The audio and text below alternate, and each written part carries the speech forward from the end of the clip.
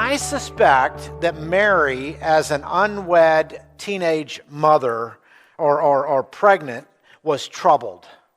I think troubled would be a fair way to say it. I don't know how else. I don't know. She'd had to have that reaction in one form or another.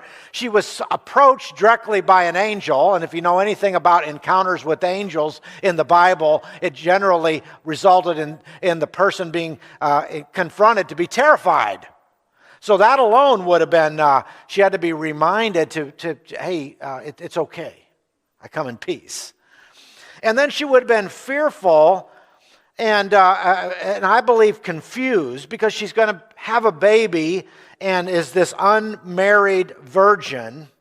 And so I ask myself, to this point in the story, which part feels like a wonderful gift from God? Well,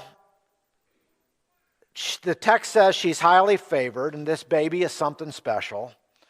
And now, I think this would be hard to comprehend, because she is saying to herself something like this: I should have been married first. Let me settle down. Let me make a home. Let me have a normal life. Let me be.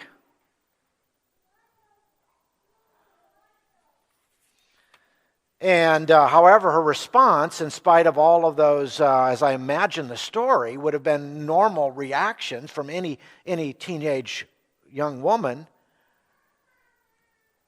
Her response to the angel is stunning. She says in verse 38, I am the Lord's servant, Mary answered, and may your word to me be fulfilled.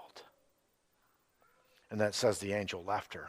You know, I shared this last night at the Christmas Eve service, and a time or two already in the last few months, I've been practicing breath prayers.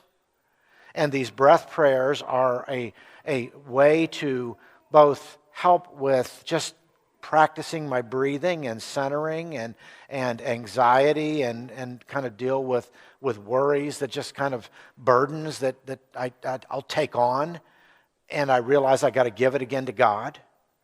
And right here is, in this verse 38, I believe, is a wonderful little breath prayer.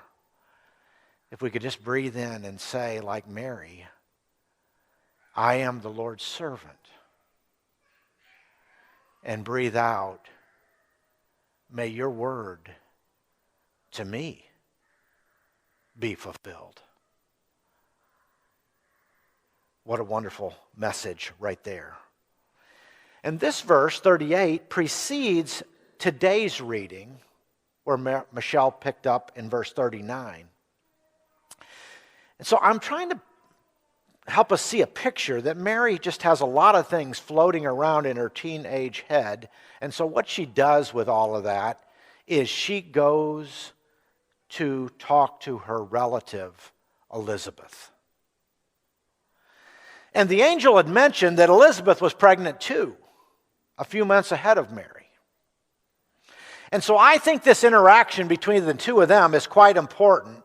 And I don't know about you, but I begin to make sense out of things when I talk to somebody else. If I'm trying to do it alone, it really just doesn't go all that well. I can try to process within myself, but there's just something that is so valuable. We are made this way as human beings, to be able to talk it out in relation to others. And so Mary goes to Elizabeth for this very, very purpose.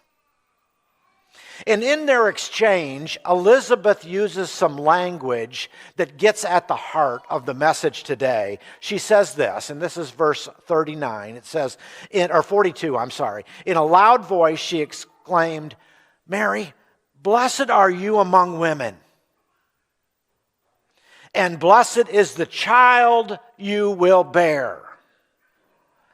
And again, my initial premise, was she blessed? And that was hard to see. If blessings are a gift from God, then how can being a pregnant, unwed teenager be a blessing? How can everyone think, you've been sleeping around, and that be a blessing? So she is saying, my life will be filled with scandal. My future is clouded by social stigma. She will likely be an outcast, is how she is seeing herself. And Mary is saying, I don't get it. How is that a blessing? Now, I don't know about you, but I've been in that club with Mary where at times something has been given or something has happened, or I wonder, how could this be a good thing? Where you've been given something by God that you did not see it as a blessing at the time. You see, there are countless things that happen, and at least at that moment, are very hard to count as blessings. And yet, what does Elizabeth see? She says, you're blessed among women. You're blessed is the child you'll bear. And then verse 43, but why am I so favored that the mother of my Lord should come to me? And as soon as the sound of your greeting reached my ears, the baby in my womb leaped for joy. Elizabeth is saying, blessed is she who has believed that the Lord would fulfill his promises to her. Elizabeth plays this powerful role as a confidant to speak into Mary's life. And she speaks these words to Mary. And she says at least three things. She says Mary's blessed among women. She says Mary's child is blessed. And she says Mary herself is blessed for believing the Lord would fulfill his promises to her. So I believe that Mary leaves that encounter with Elizabeth and begins to allow these words to grow within her, as well as the baby himself. We looked last night at the words where she said that she treasured and pondered what the Lord was saying to her. And she treasured and pondered it in her heart. In other words, this process began from the moment that the angel first visited. So I don't think the joy was so much in being pregnant. That was confusing and overwhelming and embarrassing. And it wasn't, in fact, because she was visited by an angel. That was scary. And it wasn't in the long haul over the dusty roads to Elizabeth's home. It wasn't in the circumstances. It wasn't in the situation. It wasn't that she had been even given a gift in the traditional sense of something she wanted, something she liked, or something that brought her comfort. How many of you have received one of those gifts this morning? Something that you wanted, something you liked, or something that brought you comfort. If that wasn't the gift that Mary received. I want you to hear this. J.D. Greer made this point, and it was a bit eye-opening for me. I hadn't thought about the text this way. Mary isn't rejoicing in what God has given to her, but what God is becoming to her. Let me see if I can unpack that for just a bit. Her joy is not primarily in what has been given to her. That was scandalous and out of order and uncomfortable.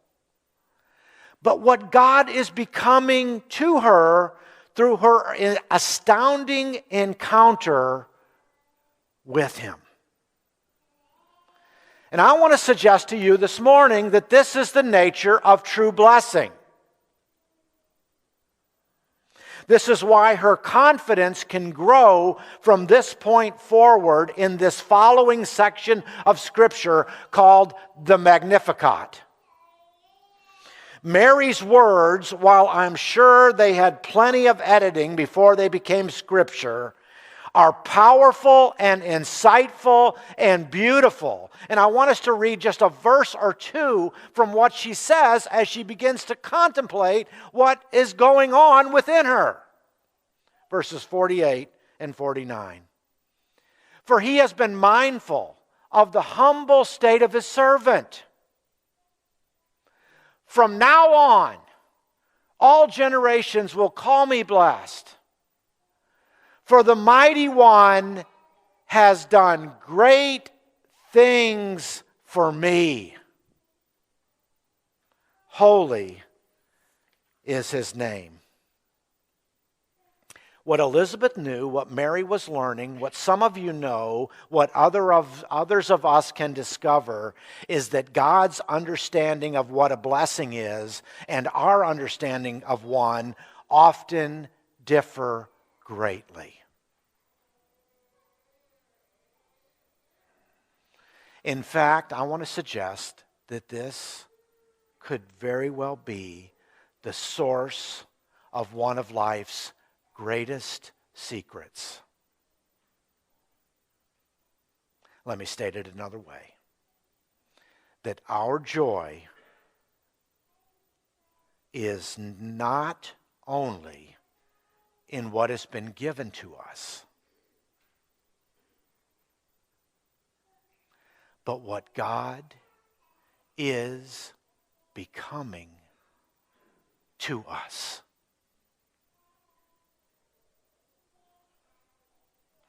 If this is correct, then in God's strange accounting, in his economy, a new car, though it might be a great gift, might not be nearly so important to your life as the loss of a job. And you say, well, how could that? Is in God's strange economy, the point is not so much the gift, is how we encounter and find God through the gift.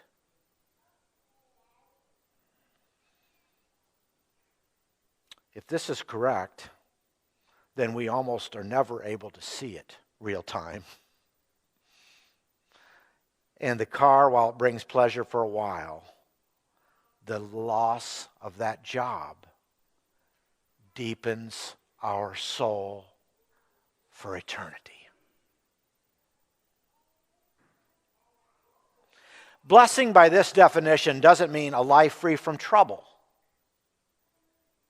Blessing by this definition does not mean a life free from confusion or struggle. And the pain we feel, the trouble we experience, the circumstances we bear only give a foretaste of the way God often, dare I say, mostly works. You see, we only have to fast forward to think about the cross to realize this is God's mysterious way. Where something as peculiar as nailing a man to a cross becomes the greatest gift the world could ever receive.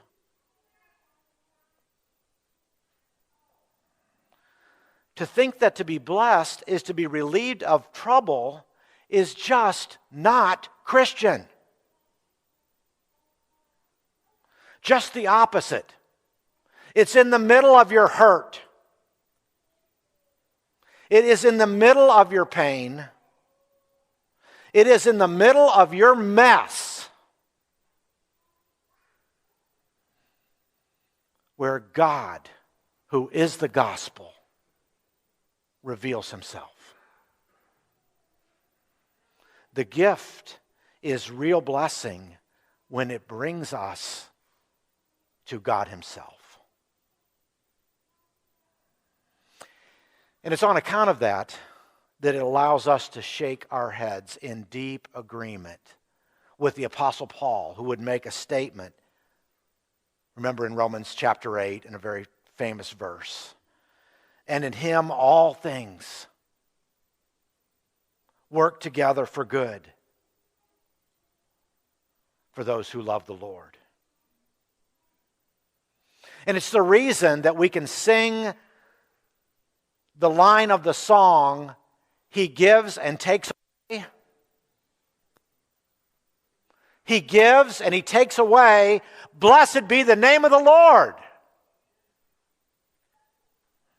Because it's not the gift itself, but the encounter, the presence of God, the closeness of God, the comfort of God, the growth in God that the gift brings. So as we close this part of the service this morning, I hope you'll hear this, that just as Mary was blessed, deeply blessed for what God is becoming to her through what has been given, so too can you share in blessings, deep blessings in the same way. The presence of God Himself.